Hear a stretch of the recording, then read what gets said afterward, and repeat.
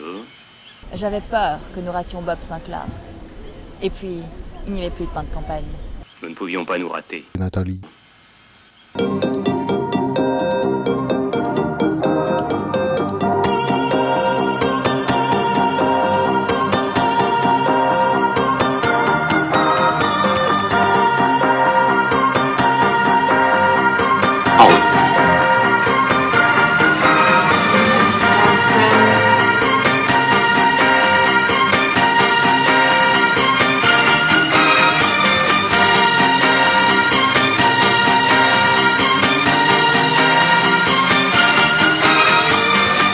Eh bien bonjour et bienvenue dans Nathalie pour Mage. Alors je suis avec Bob, oui Bob Sinclair, le fameux DJ récompensé à de nombreuses reprises, comme au World Music Award, au FG Music Award, au Entre autres. Energy Music Award. Il y en a eu une quarantaine en tout. Une quarantaine, voilà, donc de nombreux disques d'or, de platine, de quoi tapisser tout Versailles en fait. Voilà. Oui. Bon bah merci Bob, en tout cas Merci de l'interview. C'est sympa. Merci. Bob, est-ce que on est DJ toute sa vie? Ah, écoute, moi j'ai commencé jeune et pour l'instant je suis toujours là. Donc oui, je pense que c'est une maladie en tout cas grave. Et quand on voit la première fois, enfin en tout cas quand ça vous prend physiquement, il y a tout un art en plus qui tourne autour du DJing. Et moi ça m'a vraiment bouleversé la tête et révolutionné. Enfin c'est toute ma vie. Donc je pense que j'irai jusqu'au bout. Je ne sais pas s'il y a une retraite prévue pour les DJ, mais on verra. On espère que non. Bon, une petite question un petit peu plus mode. Quel est ton style vestimentaire à part torse nu? Tu aimes me voir torse nu, je savais. Je te vois beaucoup torse nu. Eh oui, parce qu'il faut faire rêver les gens. Mais non, mais y a toujours un petit côté décalé dans ce que je fais. Oui. Toujours avec beaucoup d'humour, on se prend jamais au sérieux et voilà. Donc là sur la pochette du disque, je suis torse nu, mais je me montre pas torse nu. J'ai des lunettes un peu rigolées, un peu dans l'esprit ultra bright des années 80. Donc c'est toujours décalé.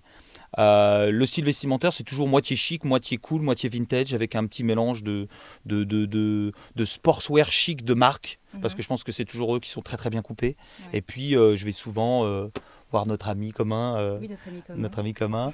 Voilà, Laurent, toujours au salon du vintage, et puis je fais toujours toujours les boutiques vintage un petit peu partout dans le monde. Est-ce que tu as une hygiène de vie particulière? Parce que justement on te voit torse nu et on se dit mais comment fait-il? Oui. Écoute, moi j'ai jamais bu, j'ai jamais fumé, je me suis jamais rien pris, j'ai même jamais testé de drogue ni rien du tout. Donc j'ai toujours fait beaucoup de sport, je fais attention à ce que je mange, parce que c'est quand même un métier où il faut être un sportif de haut niveau. Là, là, jeudi, j'étais à Montréal. Ensuite, j'ai fait Chicago, Las Vegas, San Francisco en 4 jours. Je suis arrivé hier. Aujourd'hui, je jouais au tennis, j'avais des trucs. Enfin, j'essaie toujours, même si j'ai du décalage horaire, de me reprendre une vie normale dans la semaine. Donc, il faut avoir une hygiène de vie assez serrée. Mais c'est comme ça. Moi, ce que j'aime, si tu veux, c'est jouer de la musique, jouer ma musique devant des gens. Moi, c'est partager ces moments, cette énergie. Voilà, cette communication, et c'est toujours ça qui m'a grisé en fait. Tu es né en 1969. Exact. Est-ce que ça a inspiré inconsciemment quelque chose dans ta vie d'être né en 69? Non, pas vraiment. Elle est coquine. Écoute, non. Non. Non. On en reparlera un jour si on dîne ensemble.